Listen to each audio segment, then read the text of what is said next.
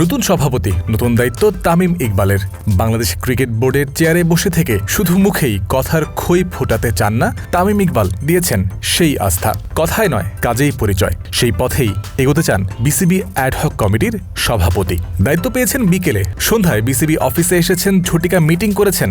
আর এর কিছুক্ষণের মাঝেই সংবাদ সম্মেলনে তামিম জানিয়েছেন তিনি ফেরাতে চান দেশের ক্রিকেটের হারানো সম্মান। 2024 সালের অগস্টের পর থেকে ফারুক আহমেদ, আমিনুল ইসলাম বুলবুল এবং সবশেষে তামিম ইকবালের নেতৃত্ব দেখেছে বাংলাদেশের ক্রিকেটাঙ্গন।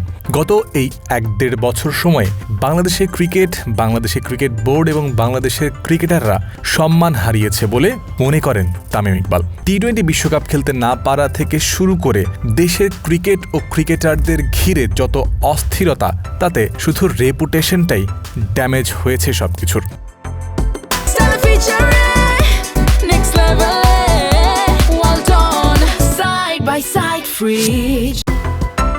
অ্যাডহক কমিটির হাতে 3 মাসের সময়।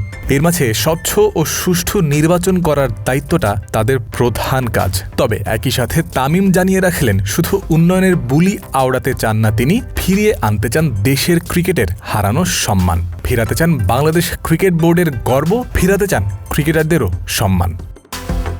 যে আমাদের প্রথম কাজ হবে বাংলাদেশের ক্রিকেটের রেপুটেশন ঠিক করা। এই লাস্ট 1-1.5 বছরে যে রেপুটেশন ড্যামেজ হয়েছে বাংলাদেশের ক্রিকেটের, এই ক্রিকেটের রেপুটেশনটা ঠিক করা হলো আমাদের সবচেয়ে ইম্পর্টেন্ট।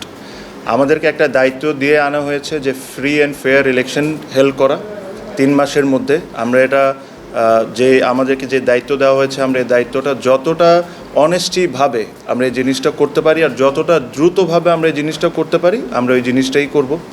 সাথে সাথে অবশ্যই আমরা ডে টু ডে অ্যাক্টিভিটিসের মধ্যে যা হয়েছে, ওয়ার্ল্ড কাপ ইস্যু আছে আপনারা জানেন, সব কিছু নিয়ে আমাদের যা সঠিক কাজ করার দরকার আমরা তাই করব।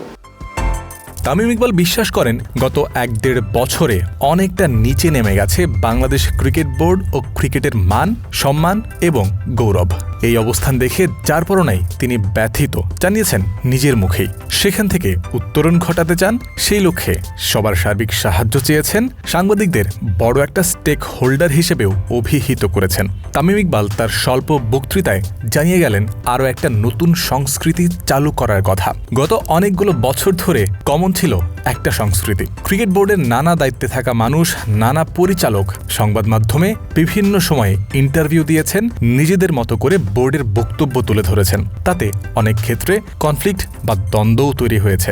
সেই সংস্কৃতি বন্ধ করতে চান তামিম, জানিয়ে দিয়েছেন নানা জনের নানা কথা আর নয়, বন্ধ করতে চান ইন্টারভিউ সংস্কৃতি। মুখপাত্র হিসেবে এখন থেকে বোর্ডের তরফ থেকে কথা বলবেন একজনই।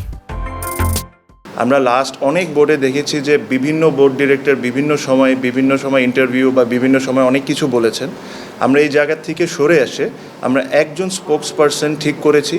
Anything to do with the board please contact him. ওটা আমরা সিদ্ধান্ত নিয়েছি, ওটা তানজিল ভাই হবে।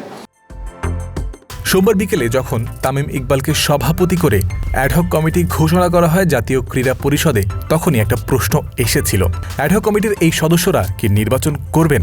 তামিম ইকবালও প্রেস কনফারেন্সে এই একটা মাত্র প্রশ্নের জবাব দিয়েছেন। তিনি স্পষ্ট করেই বলেছেন 3 মাসের মধ্যে একটা সুষ্ঠু সুন্দর নির্বাচনের পরিবেশ তারা তৈরি করবেন, একই সাথে আগামী নির্বাচনে তারা অংশগ্রহণও করবেন। জয়ন্ত বিন্দু, ক্রিক ফ্রেন্সি।